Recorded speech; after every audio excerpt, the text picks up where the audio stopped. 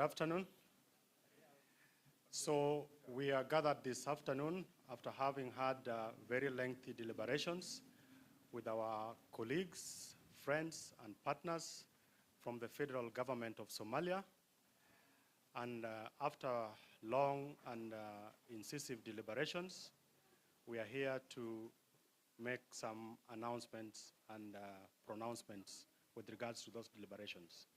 Now, the two delegations on the Kenyan side was a high-level delegation of ministers led by the Cabinet Secretary for Interior and National Administration, Professor Kindiki, as well as the Cabinet Secretary for Defense, the Honorable Adan Duale.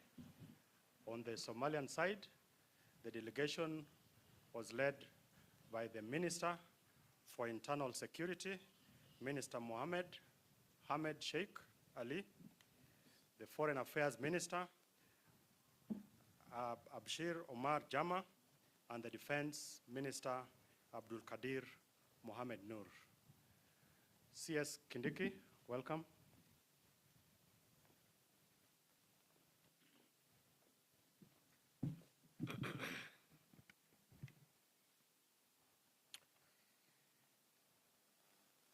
Good afternoon.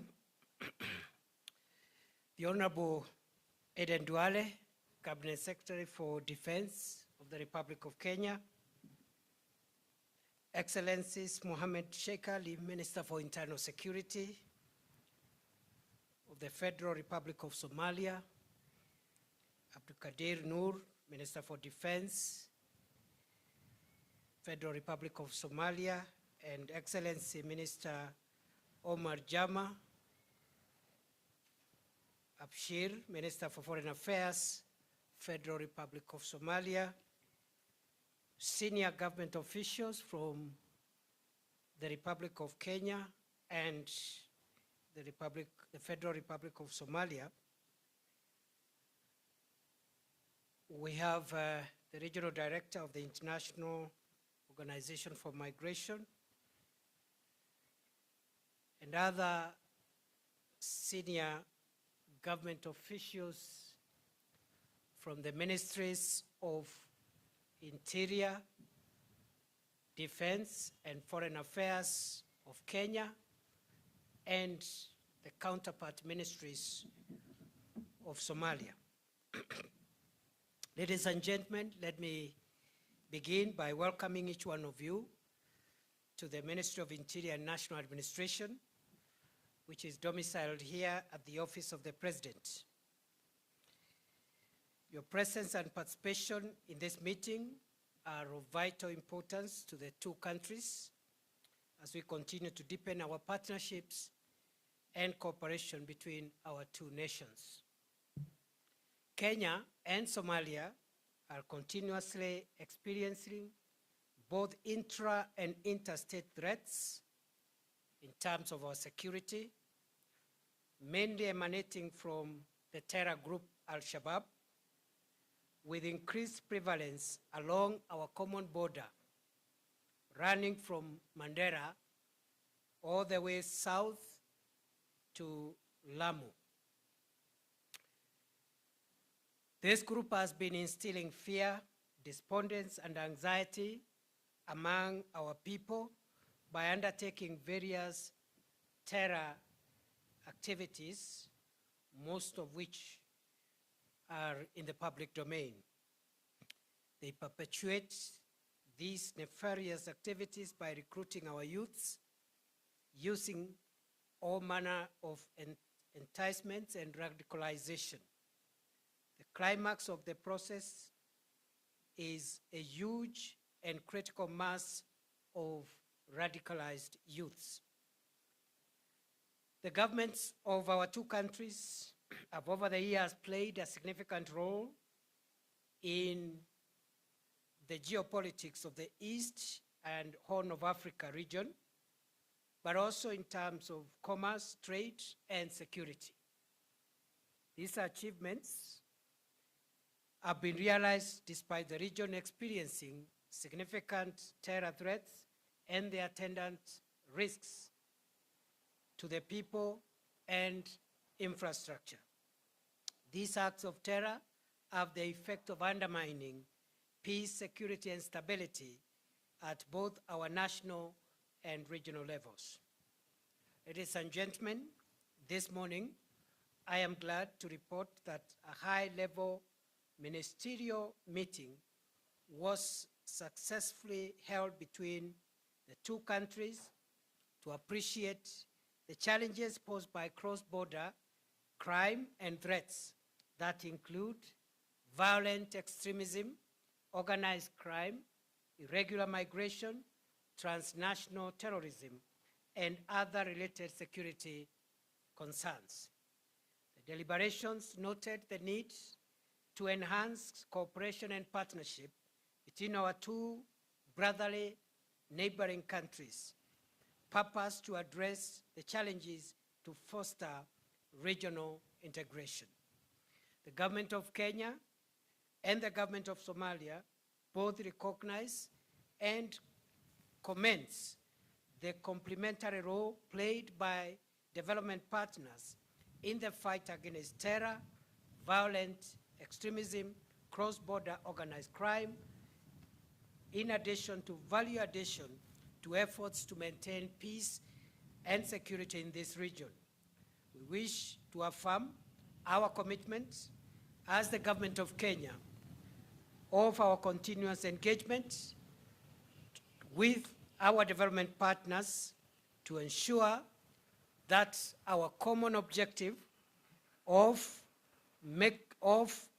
safety for all our people, communities, and the world at large is achieved. In the spirit of partnership and cooperation, and in recognition of the fact that border communities in both countries have common cultural, religious, and socio-economic variables, the two governments are in agreement on the following. One, the need to strengthen cross-border communication and information sharing. Two, the need to develop modalities of addressing cross-border challenges and acknowledge that many of the security threats faced by our two countries are transnational in nature and require coordinated and comprehensive response. Three, the need to pursue and develop collaboration mechanisms for immigration and border management. And three, the need to enhance border infrastructure management and capacity. Ladies and gentlemen, it is for this reason that I affirm that the government of Kenya will continue to engage with the federal government of Somalia to develop and implement joint approaches and strategies cutting across socioeconomic and security issues in order to stabilize our respective countries and the region to allow socio-economic development of our respective countries. Ladies and gentlemen, going forward, our two countries are in agreement on setting up modalities to implement the measures outlined in our outcome document, which we have signed a few minutes ago, and to bilaterally review and evaluate progress to ensure the continued effectiveness of the joint efforts. Consequently, after today, the 15th May 2023, our two countries separately will undertake internal consultations and determine processes that are to move into strategies of securing gains made through our partnership with a view of expanding the scope of our cooperation.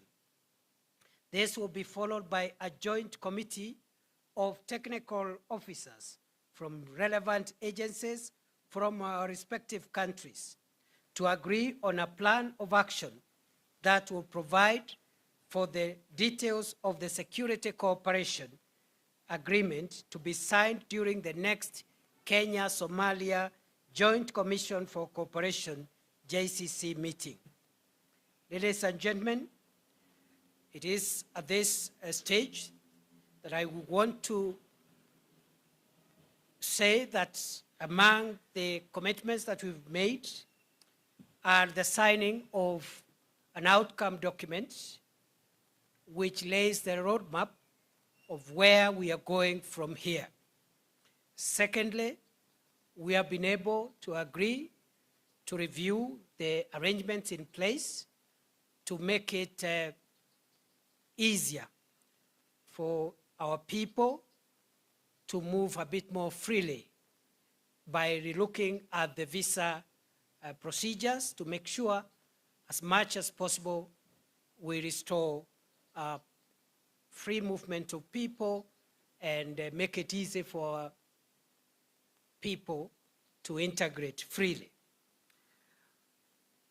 And thirdly is to say that we also are looking at the possibility of opening the border, and we have resolved that the border between Kenya and Somalia will be reopened in a phased out manner within the next 90 days, effective today, starting with the Mandera-Bulahawa border point, which should be open in the next 30 days.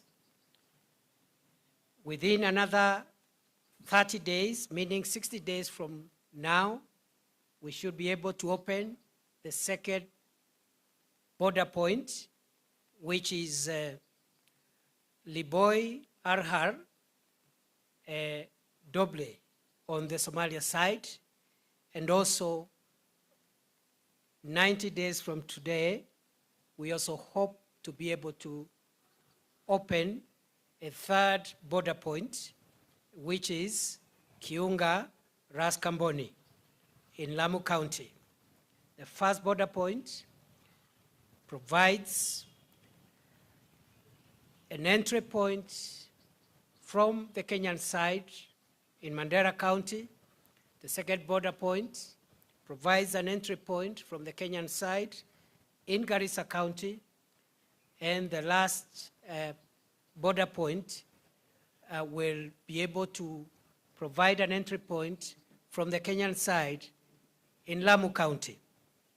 We are also in the process of relooking at a possibility of also adding a fourth border point, which will give an entry point into Somalia from the Kenyan side in Wajir County. And that announcement will also be made in the coming days.